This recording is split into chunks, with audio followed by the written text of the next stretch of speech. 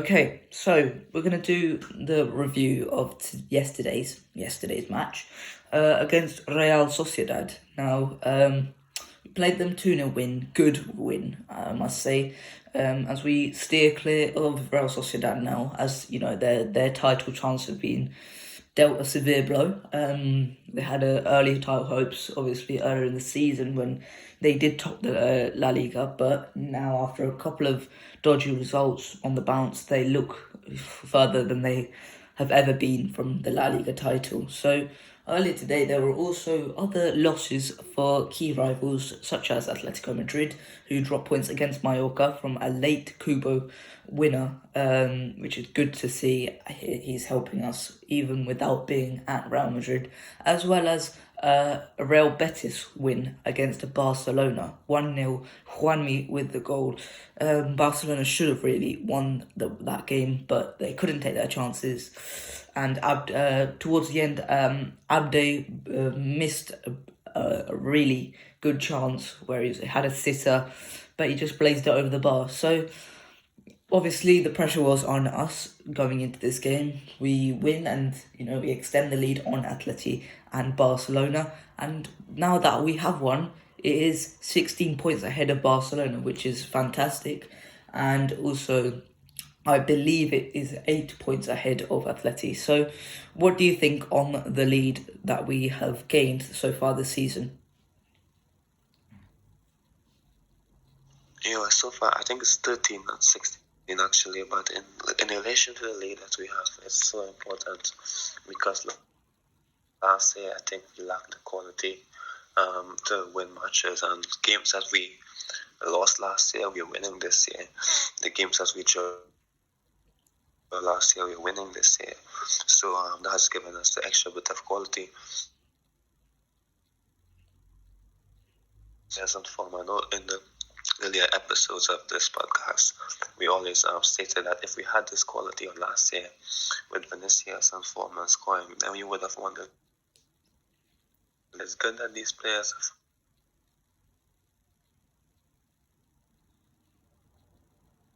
is performing and more players are doing better. Then we can definitely say 13 points clear of Barcelona, 8 points in clear of La Liga, and I think we are the title favourites. I'd be shocked if we don't win the league with this gap that we have. Yeah, obviously last season Atleti really bottled the league towards the end, where they started losing points at a rapid pace, and we started to catch up. They had a lead of even bigger size than us at this moment in time, and they still bottled it. So we've got to keep focused. But let's get right into the match then. Obviously, it was a good match. 47th minute, we had a Vinicius Junior goal with excellent link-up play with Luka Jovic. And in the 57th minute, exactly 10 minutes after, Jovic heads in the second. And, it was that kind of game where those two chances really defined us, because we didn't create too many clear-cut chances, but the half chances we did convert. And towards the end, I do remember a very clear-cut chance where Vinicius was through in goal from Militao's pass, which cut through that Real Sociedad defence. And he should have just chipped over Alex Ramiro. But he didn't. He hit it straight at him. And Real Sociedad were lucky to get away with that one. But, after these last two games where people are saying we've edged past Sevilla and Athletic Bilbao, I think this was a good reaction, and I think we did play well and we deserve this victory. So let's start with Luka Jovic. Obviously came on in the 17th minute for Karim Benzema. Karim Benzema looks like he's injured, and that could be a pretty bad injury, as we'll get onto later. But Luka Jovic comes on and up until half-time, he looked so out of the game. He was, you couldn't tell he was a Real Madrid player, because he was just, he was just like, seemed like such an odd one out, because he just wouldn't get involved in the play, and he couldn't get involved in the play. The link-up play between Luka Jovic and the rest of the team was just not there, and I think that showed a lot, because he was clearly disconnected from the rest of the team, and that could show that Carlo needs to work on how team bonding maybe with Luka Jovic, because he needs to work on getting better with his teammates, playing with the teammates, because at Frankfurt that was one of the biggest strengths that Frankfurt had. They played with Luka Jovic and Filip Kostic and Sebastian Haller and Ante Rebic. They all played together as a unit, and that made them great. And that's what Jovic lacked in the first half. Second half, he came on, he did really well. Carlo clearly said something to him at half time to make him get more involved in the game. Obviously, the goal and the assist is very nice to get, but I think he did play well during the second half. He got the assist, which was excellent link-up play with Vinicius, holding off the defender, which might be a good trait to his game that he might have added. And obviously the header, I think that's something he hasn't done for Real Madrid, which is diving into the way of the ball and putting himself in a dangerous position, maybe for his own safety. But it's still it's something that he lacked maybe. What I'd like to hear your take on Luka Jovic's performance today. Yesterday. Yeah, well, of course, we could have excused the slow start to the game because he hadn't played for Madrid for the season for any long phases of game. Most of the times he was on the pitch was maybe 9 minutes, 15 minutes for the most, and we barely got to see him. So we could have excused that. The lack of chemistry he had maybe with the team, the lack of understanding. However, he is a talented player, and of course, maybe at halftime, Carlo Ancelotti maybe gave him a bit of advice, etc., in terms of positioning, etc. Because in the second half, he not only created a chance of Vinicius for the goal, but before that, he also played through Madrigal for a chance to score. So I think he had a good second half after a slow start, which is understandable because he never played any lengthy minutes for Madrid so far this season. Most of his minutes this season came for Serbia. So I'm happy that the player managed to finally, I'm not saying catching fire for Madrid because it's just one goal. I think it's his third goal for Madrid now, third or fourth goal. Yes, his third goal. So, it's not like he's catching fire, but it's an important goal. And especially, we're going to speak about Benzema being out and maybe needing more rest later on. But if that's the case, then more players need to step up. So if Luka Jovic can step up, then that's important for Madrid because we will need the quality even if it's on the bench. So it's important that he scored not just for him, but for the team and for Carlo Ancelotti as well. Yeah, okay, so let's move on to another player who was absolutely fantastic at this game. He was, this was his best game of the season, and this was Eder Militao. He was blocking things left, right, and centre. He was tackling Alexander Isak, and he really pocketed that Isak during this game. He wouldn't let Adnan Januzaj have a cross whatsoever. And he was just imperious in the air. He was brilliant during this game, and we've seen this throughout the season where he's been brilliant in some games but inconsistent in the others. But he was absolutely fantastic today, and if we can continue this guy's form, you've seen last season where he was just truly fantastic against the likes of Liverpool. You can see this season how brilliant Liverpool are. When they're on form, Militao stopped that, and I think that's proving quite a lot. At Porto, I think there was a guy who was under Sergio Conceição, who's obviously a defensive-minded coach against the bigger teams, and that's where probably his blocking and his excellent anticipation comes from playing with Porto. So I think he did a brilliant game today, and I think he can build on that. Next game, Inter Milan, he will most likely play that. He will play against Atleti. I don't see any reason why Nacho would play other than maybe an injury. But he was fantastic. So what do you think on Militao's performance?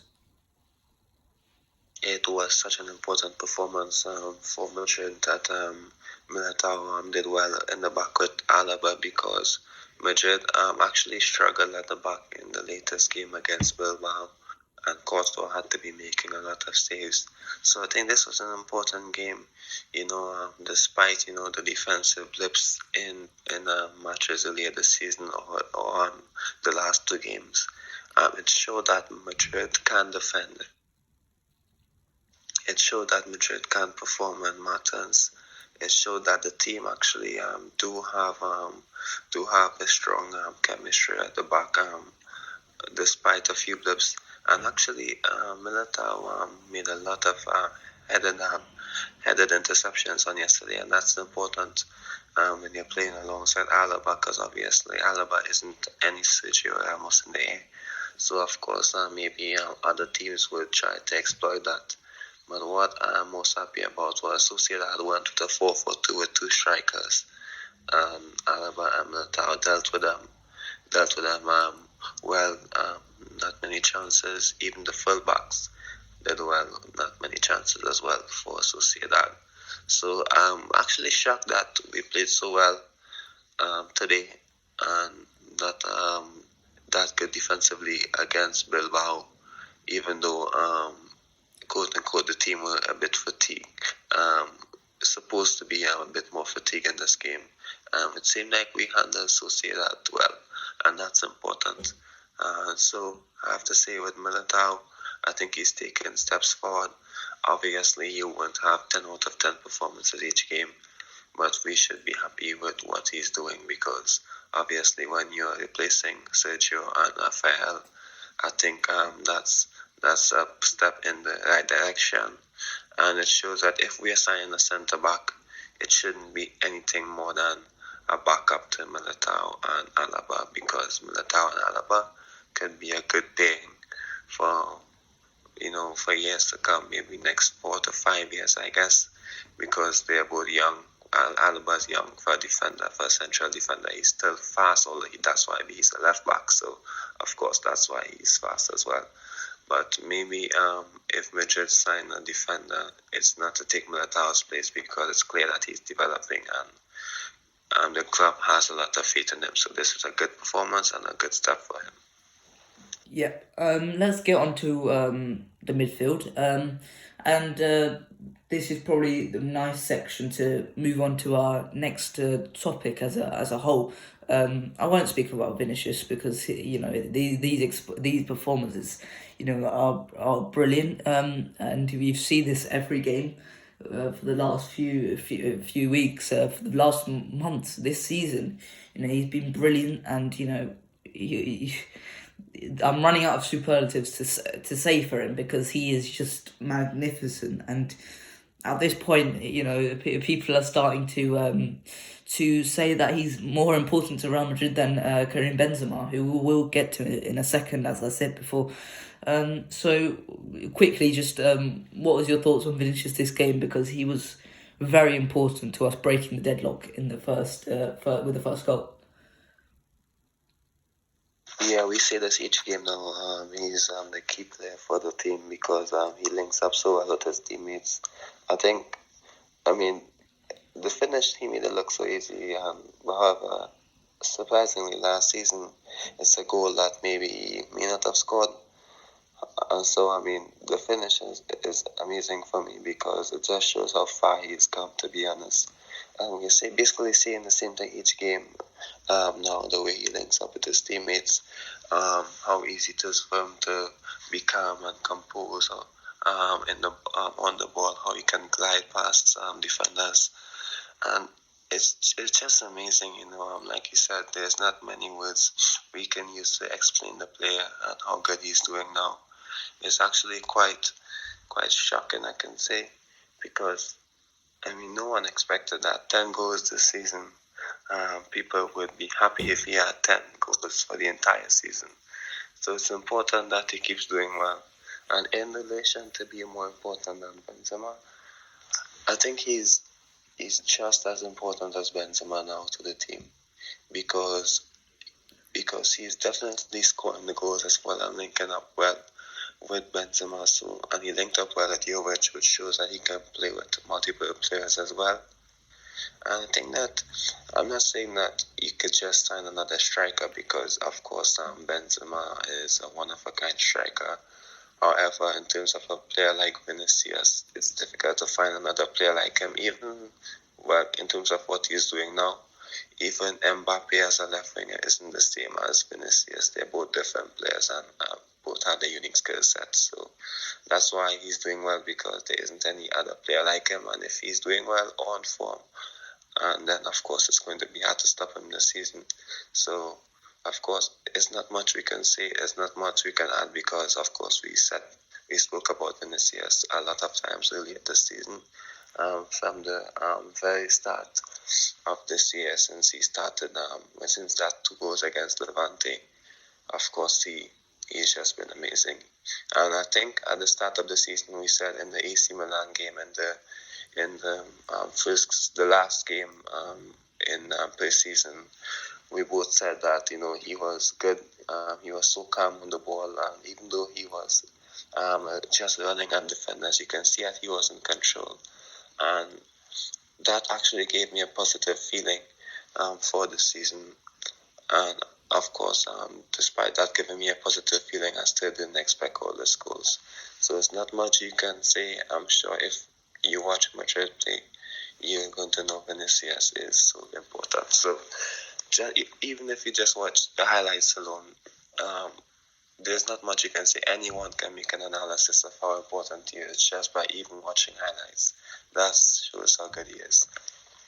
Yeah. Okay. So, as I said, we'll move on to the midfield, and this is probably the biggest concern because they looked a bit sluggish on the ball today. Yesterday. Oh, I have to keep on saying this today.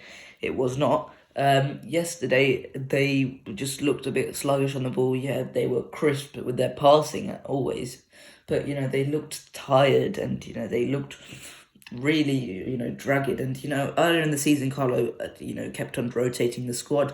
Maybe it didn't benefit us, but now I think it's got to happen at some point. And I think next game into Milan, we have to. It's an absolute must. Just before the Athletic game, we have to play the midfield. We have to get rid of Modric from the starting 11 for just that one game, because Modric just looks too tired. He's 36. He can't keep going like this. And Fede's back. You've got to play Fede now, because it's about time Fede starts to step up. He's 24, I believe he is. So he's 24, and we need to see him step up now. But he's constantly getting these little niggling injuries. I want to see him step up. And with Camavinga, I want to see Camavinga play once in a while, because at this moment in time he's just coming on as substitute cameos. This is maybe it might not be good for him that he's just he's automatically changed his role from playing every game, every minute for Rennes, and to just playing once every 4 games with a substitute cameo in each of them. So maybe I might be wrong. Carlo Ancelotti is the manager of Real Madrid, so therefore he must be doing something right. But ultimately, I do think playing Camavinga and Fede, and I think these two have showed that they can be trusted in these big games. So I think they should be played in those big games, but Carlo clearly doesn't trust them as much as maybe the Real Madrid fans do. But I do think that we should be giving him a go. We should be playing him. I think this would have been a perfect game for Camavinga to play, because as soon as he comes on, he brings athleticism, and he stops that midfield from functioning properly, that Real Sociedad midfield. And that his defensive actions during that game, he directly replaced Casemiro, and I think that's very good, because he's a bit like Water in that way. He's just like, he fills the gap where you need him to. So I think fine. That was a good appearance from him. I think next game we have to be playing Camavinga and Fede. So what do you think? Yeah, of course. Against Inter Milan, I think we need to play those 2 players. And it's not because I'm going to say the Inter Milan game isn't important, because it's important that we come first and maybe have a favorable draw. However, we can still come we can set up the group. I mean, we play PSG. There's another big team that's going to come second. Even AC Milan can come second as well. So I'm not going to say it's not important to come first. However, I think we should definitely focus more on the game against Atletico Madrid. And the league should always be number one, especially this early in the season. So, and that we have secured qualification. It's not that the game isn't important. However, we need to trust our players, especially Fede Valverde and Camavinga, to get us through this game. Because, of course, even if you come second and you have a tough draw, maybe you could have come first and gotten a tough draw as well. Even if you come first and get an easier draw, of course, there'll be a difficult draw waiting for you in the next phase as well. So I think that, it's not that Camavinga and Fede Valverde are poor. They are good players. And you can say that they, like you said, Camavinga easily replaced Casemiro on yesterday. So it's important that he actually get minutes from the start, because actually he was starting a few games. But obviously in that phase of play, Madrid struggled a bit, and we lost to Sheriff as well. And I think I'm not too sure if he started the Espanyol game. However, he started a match later on, and he was substituted at halftime, and the report stated that he was a bit aggressive in his playing style. That's why Carlo Ancelotti substituted him. However, he is a talented player. I'm sure he's going to get opportunities. And I think the Inter Milan game is an important game for his development as well. It's a tough game against a good opposition. And he should play, because Luka Modric would need to sit out a bit, because, of course, he's going to start playing like the 2018-2019 season. And, of course, fans may be frustrated if that happens again, because he did say, of course, Modric, that if he continues playing week in, week out, game after game, of course, he feels better. He feels a lot fresher as well. However, he's 36 years old. He can't keep doing that. So, despite the fact that he is such an important player for us, maybe in certain occasions you can say 30-minute cameos would be beneficial for the team and have him to the latter stages of the game, rather than have him struggle for 60 minutes. So I think if you have a player who's tired, play Camavinga, play Fede Valverde, and let them have 30 minutes, the final 30 minutes, where it's easier for them to dictate the pace and impose themselves on the game. So I think that's something that I spoke about on last week, when I stated that, if a player is tired, let them to the last 30 minutes, they will have a better chance to do well, instead of struggling for the first 60 minutes when the opposition is fresh as well. So like you said, it's important that we definitely have the rotations, because, of course, it's not that Camavinga and Fede Valverde cannot make an impact. It's important that we trust them, because, for example, if Luka Modric gets injured, they are the same players we are going to turn to, to play important matches. So I think that they should get more minutes. Yeah, okay, so let's move on to the final player that I want to talk about, and we've been teeing this up for the whole of the podcast. It's Karim Benzema. Now, in the 16th minute, he went down with an injury, and it seemed like it was muscular. Now, obviously, muscular injuries are due to strain put onto the muscle, which is usually a result of fatigue from playing too much, from playing too many minutes. So I think that's something that people haven't been recognising quite a lot, is that Benzema's actually 34.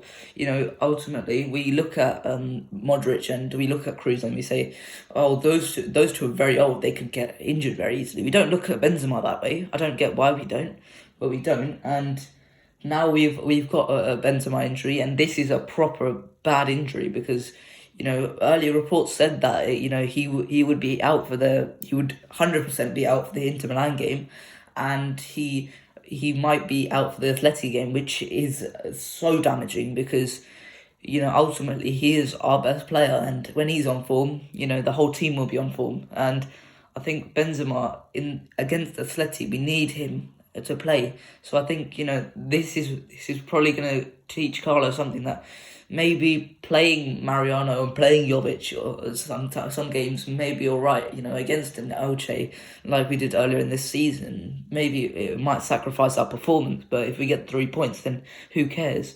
Ultimately, that's the end result. We've obviously going to play Jovic against Inter Milan unless something else happens during that time. Maybe Mariano comes in as well. But what do you think on the Benzema injury? I don't know if we can fault the club for this one, if this is true, because I saw a report stating that in the latest game, David Ancelotti asked Benzema if he wants to continue playing because maybe the coaching staff felt that he had a bit of discomfort or was a bit tired, and Benzema insisted that he wanted to go on. And of course, if that's the case, yeah, you can say that the coaching staff can make the decisions to take up the player. However, sometimes the players, Jose Mourinho said this quote, the players are the one who know their body. So if they're playing and they want to play, and they're not saying that they're tired, of course, they're not going to say they're tired, but of course, players like Benzema wants to play each game. And of course, in terms of teaching Carlo Ancelotti that he needs to take down, I think he knows that. I think the issue is how tough the fixtures are. It's against Bilbao, Sevilla, Bilbao, and Sociedad, and Atletico next. So I think maybe Carlo Ancelotti was thinking, I saw a report, and Sidlow actually said that maybe Carlo Ancelotti was thinking that if he can just get through these fixtures with his key players, just get through it with the starting 11, then maybe he can think about giving players some much needed rest. So I think that's what he's thinking. It's tough opposition, so he's just trying to get through this tough phase and then see what's going to happen after. So I think maybe he's taking it game by game. That's why Carvajal was benched for the latest game, because I think he's taking it game by game, and of course maybe Luka and Tony may not be tired at the same time. So in one game he might just play Tony with Fede, then the next game play Luka with Fede, because he's taking it game by game and he's not going to do anything drastic. So I think that's what he's doing. I'm just speculating. I'm not too sure, but I think that's the most sensible thing, that he's just taking it game by game due to how tough the opposition is. Yeah, I mean, the next game, it seems like a natural stopping point where we just, try to rest the players, because Inter Milan, as big as the match is for the Champions League hopes, we're qualified. So, ultimately, there are some tough teams in second, such as PSG, such as AC Milan, possibly, maybe FC Porto, Juventus, they might, Atalanta, they might go through us in second place. So there are some very difficult teams going into second place, and ultimately there's not much of a drop off from first place. Obviously, you're going to get the super clubs at top, but I think ultimately next game has to be an actual stopping point, because it's just before the Athletic game. There cannot be any injuries afforded before that game. So I think a whole wide rotation could benefit the team, because we saw in the reverse fixture how Camavinga played against Inter in his few minutes as a substitute. He played very well and he got the key assist in that game. Jovic might be able to play that game, and he might be able to play well against the likes of De Vrij, Skriniar, Bastoni.